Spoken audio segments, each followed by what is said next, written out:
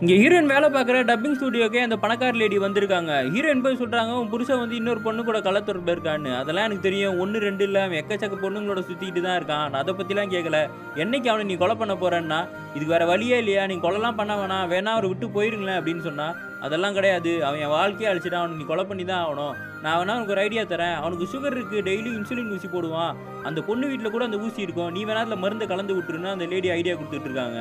இன்னொரு பக்கம் இன்ஸ்பெக்டர் அவங்க ஏரியாவில் இருக்க மெடிக்கல் ஆளை பிடிச்சி விசாரிச்சுட்டு இருக்கும்போது அவன் சொல்கிறான், இறந்து போன ஹீரோயினோட புருஷன் வந்து எந்த மருந்துமே எடுத்துக்கலன்னு சொல்லி. அப்போ ஹீரோயின் உங்ககிட்ட வந்து அந்த மருந்தை வாங்கலாம்னு கேட்டால் இல்லைன்னு சொன்ன உடனே, அப்போ இவங்க 2 பேரை மீறி 3ஆவதாக யாரோ ஒருத்தர் தான் இந்த கொலையை பண்ணியிருக்காங்கன்னு சொல்லி இன்ஸ்பெக்டரும் முடிவு பண்ணுறாரு. ஹீரோயினும் அந்த பணக்கார லேடி கொடுத்த ஐடியா வச்சு அந்த இன்சுலின் ஊசியில் மருந்தை கலந்துக்கிட்டு யாருக்கும் தெரியாமல் அந்த அப்பார்ட்மெண்ட்டுக்குள்ளே போகிறாங்க. அந்த ஃப்ளாட்டும் திறந்துருக்கு.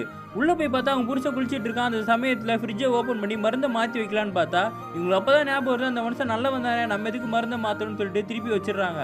அந்த டைமில் வெளியில் லேப்டாப் ஓப்பனில் இருக்குது. அந்த லேப்டாப் ஓப்பன் பண்ணி பார்த்தா எக்கச்சக்க பொண்ணுங்களோட பேர் போட்டு ஃபோல்டர்லாம் இருக்குது. உள்ளே அந்த பொண்ணுங்க கூடவே நிறைய ஃபோட்டோ எடுத்திருக்கான்.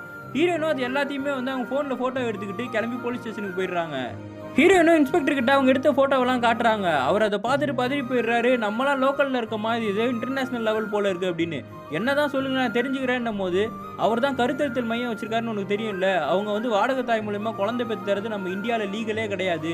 இதனால இந்த ஆள் என்ன பண்ணுறான்னா, சின்ன சின்ன பொண்ணுங்களா பார்த்து லவ் பண்ணுற மாதிரி ஏமாற்றி அந்த பொண்ணுங்க வயிற்றில் இருக்க கருமுட்டையை உருவாக்கி அதை வெளிநாட்டுக்கு இது பண்ணிக்கிட்டு இருக்கான். இது மூலமா சம்பாதிக்கிறான் போல இருக்கு அப்படின்னு ஹீரோயின் சொல்கிறாங்க. இந்த மாதிரி நிறைய சின்ன பொண்ணுங்களோட வாழ்க்கை இருக்குது, நம்ம எதாவது பண்ணியாகணும்னு சொல்லி. இன்ஸ்பெக்டர் கேட்குறாரு, நீ ஏன் அந்த பிரச்சனைக்குள்ளே போகிற, அந்த டாக்டருக்கும் உனக்கு எதுவும் சம்மந்தம் இருக்கான்னு கேட்டால், இல்லை அந்த டாக்டரோட ஒய்ஃப் எனக்கு நல்லா தெரியும்னு சொல்லி.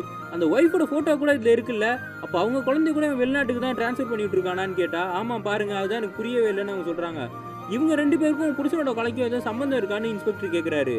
ஹீரோயின் இதுக்கப்புறம் இன்ஸ்பெக்டர் எதுவும் மறைக்கூடாதுன்னு சொல்லி அவங்க புருஷன் எப்படி இறந்தாரு, அந்த பணக்கார லேடி கிட்ட எப்படி பழக்கமாச்சு, இந்த இடத்துல அவங்க எப்படி வந்து நிற்கிறாங்கன்னு எல்லாத்தையும் சொல்லி முடிக்கிறாங்க.